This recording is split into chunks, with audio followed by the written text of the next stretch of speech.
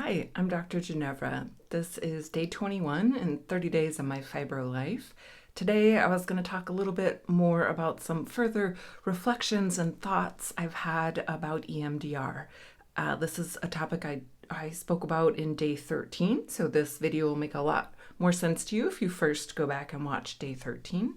But in brief, EMDR is a kind of therapeutic modality that is designed to help people recover from the sort of long-term emotional wounds of trauma. And it stands for eye movement desensitization and reprocessing therapy.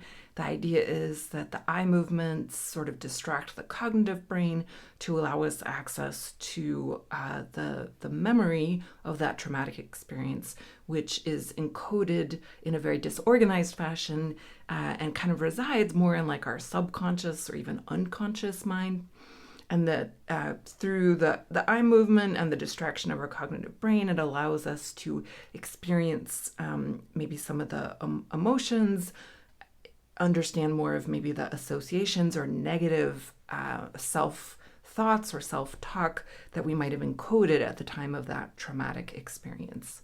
And I've done a few more sessions since the video a few weeks ago, and I've also just kind of been thinking about it because it's hard to describe in kind of a linear, rational left brain way because it's a very much not a linear, rational experience. It's the same. It's hard to kind of describe the emotional or physical experience of things like myofascial release because they're really more of kind of an organic, intuitive process, and it doesn't always kind of make sense to our cognitive brain.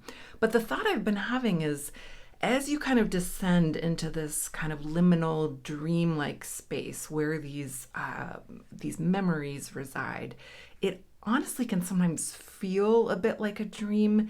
And you know how in a dream there can be just really strange associations that might make perfect sense to you in that dream? Like it'll be a cow and then it's a purple cow, and then actually the cow was your first grade teacher, but then suddenly the teacher is now your boyfriend, and you wake up from the dream and you're like, oh my God. And then as you're trying to like maybe tell somebody about it, you realize just how totally crazy it sounds. That is kind of similar to these like bizarre sort of encoded dream-like experiences that our brain kind of encodes at the moment of trauma. And trying to dissect that, like you really have to give up on it making any kind of sense.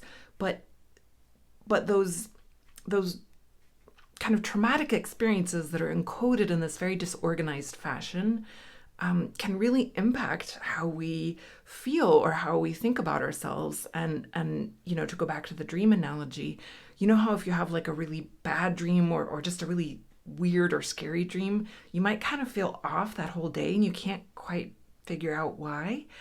It almost seems like that is the same process that's happening in a much kind of broader, bigger sense with a trauma, particularly these early childhood traumas where we're sort of encoding that experience at a time when our brain really can't make much more than very simple associations. Like, for example, I am bad or I am good. And so what we might encode at the moment of that trauma or a series of traumas is, well, that happened to me because I'm bad. And that feeling of I'm bad actually can really color or kind of discolor your experience going forward, even in adulthood, even as a 48-year-old woman. So I just kind of wanted to expand upon that because I don't think I really talked about the dream-like way that some of these memories seem to get encoded, and it's pretty amazing, powerful stuff. And anything that can help us heal from trauma, any modality, I think is so important. And in fibromyalgia, so many of us have experienced trauma.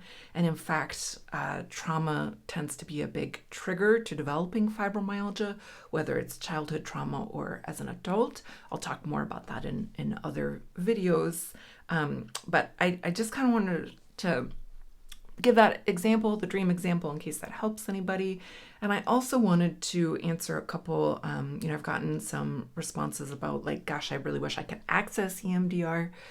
The good news is it's not really like alternative medicine. It's really kind of science-based. There are a lot of practitioners that utilize this therapy that exist in kind of the Western conventional medicine world.